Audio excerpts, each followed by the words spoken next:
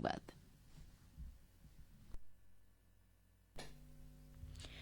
আসসালামু আলাইকুম।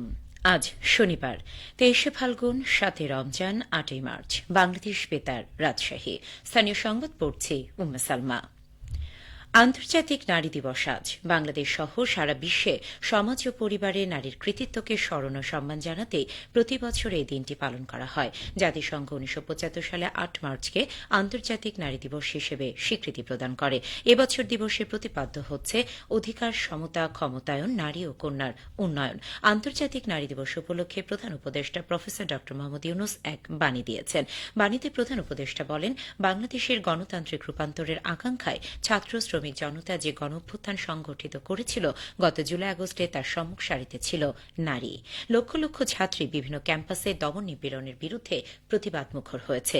একাধিক নারী এই গণঅভ্যুত্থানে শাহাদাত বরণ করেছেন। প্রধান উপদেষ্টা গণঅভ্যুত্থানে আত্মত্যাগকারীদের শ্রদ্ধার সঙ্গে স্মরণ করেন এবং জুলাই যোদ্ধাদের প্রতি সমবেদনা জানান। সরকারি বেসরকারি বিভিন্ন রাজনৈতিক দল, শ্রমিক সংগঠন ও সংস্থা দিবসটি পালনে যথাযথ কর্মসূচি গ্রহণ করেছে। এদিকে আন্তর্জাতিক নারী দিবস উপলক্ষে রাজশাহী জেলা প্রশাসন ও মহিলা বিষয়ক অধিদপ্তরের যৌথ উদ্যোগে সকাল 10টায় জেলা প্রশাসকের সম্মেলন কক্ষে আলোচনা সভা অনুষ্ঠিত হয়। মহিলা বিষয়ক অধিদপ্তরের উপপরিচালক শবনম শিরিনের সভাপতিত্বে অনুষ্ঠানে প্রধান অতিথি থাকবেন জেলা প্রশাসক আফিয়া আক্তার। বিশেষ অতিথি থাকবেন পুলিশ সুপার ফারজানা ইসলাম, ইসলামী ফাউন্ডেশনের পরিচালক মোহাম্মদ আনিসুজ্জামান শিকদার এবং deputy civil surgeon doctor Mosammat Mahbuba Khatun. নাটোরে আন্তর্জাতিক নারী দিবস উপলক্ষে জেলা প্রশাসকের সম্মেলন কক্ষে আলোচনা সভার আয়োজন করা হয়েছে।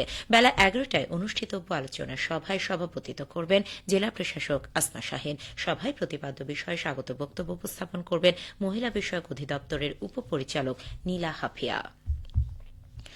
নওগাঁয় বিএনপির ভারপ্রাপ্ত চেয়ারম্যান তারেক রহমান কর্তৃক ঘোষিত রাষ্ট্র কাঠামো মেরামতের 31 দফা লিফলেট বিতরণ এবং সাবেক প্রধানমন্ত্রী বেগম খালেদা জিয়ার সুস্থতা কামনা করে দোয়া ইফতার মাহফিল অনুষ্ঠিত হয়েছে। গতকাল বিকেলে শৈলগাছি বাজারে কর্মসূচির উদ্বোধন করেন নওগাঁ জেলা বিএনপির সাবেক সাধারণ সম্পাদক মোহাম্মদ জাহিদুল ইসলাম ধলু। এ সময় আগামী বৈষম্যহীন ও সমৃদ্ধ বাংলাদেশ গড়তে সাধারণ মানুষের কাছে বিএনপির বিভিন্ন পরিকল্পনা তুলে ধরা হয়। এছাড়া এলাকার উন্নয়ন ও শান্তি শৃঙ্খলা প্রতিষ্ঠায় আগামী নির্বাচনে সকলকে বিএনপির পতাকা তলে ঐক্যবদ্ধ হওয়ার আহ্বান জানান নেতাকর্মীরা। পরে ইফতার ও দোয়া মাহফিল অনুষ্ঠিত হয়। এ সময় জেলা বিএনপির যুগ্ম আহ্বায়ক আলহাজ শফিউল আজম, ভিপি রানা সহ দলের বিভিন্ন অঙ্গ সহযোগী সংগঠনের নেতৃবৃন্দ উপস্থিত ছিলেন।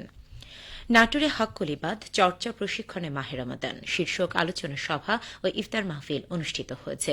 গতকাল শহরের একটি কমিউনিটি সেন্টারে অনুষ্ঠিত আলোচনা সভায় মূল বক্তব্য উপস্থাপন করেন বাংলাদেশ মাদ্রাসা শিক্ষা বোর্ডের উপপরীক্ষা নিয়ন্ত্রক ড মোহাম্মদ মাহতাব হোসেন। স্বেচ্ছাসেবী সংগঠন লাইফ ফর লাইফের সভাপতি ও নওগাঁ বিশ্ববিদ্যালয়ের রেজিস্ট্রার ড মোহাম্মদ আলাউদ্দিনের সভাপতিত্বে অনুষ্ঠানের প্রধান অতিথি হিসেবে বক্তব্য রাখেন নাটোরের পুলিশ সুপার মোহাম্মদ আমজাদ হোসেন। মূল বক্তব্যে ড মোহাম্মদ মাহতাব হোসেন বলেন, মানুষের প্রতি মানুষ অধিকারকে হাক্কুলিবাদ বলা হয়।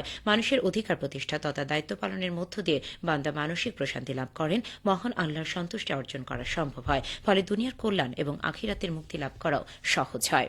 এদিকে পবিত্র রমজানে অসহায় মহিলা, পুরুষ ও এতিম শিশুদের জন্য শহীদ জিয়াউর রহমান শিশু হাসপাতাল বগুড়ার মাসব্যাপী ইফতার মাহফিল অনুষ্ঠিত হয়েছে।